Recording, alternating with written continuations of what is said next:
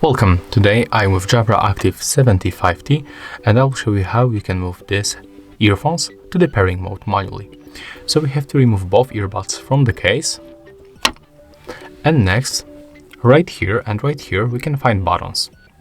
So we have to grab these headphones like that, click and hold right here and right here under this Jabra marking, and when this indicator on the one of the earbud start blinking on the blue color, it means that they are in the pairing mode, so our device will appear on the available devices list.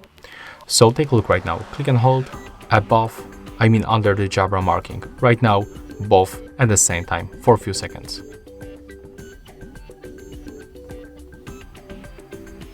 As you can see right now, the right one is blinking, so when you tap on the refresh,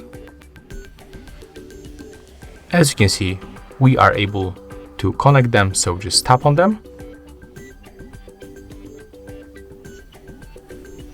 accept pairing request, and here we are. Right now we are connected with our smartphone.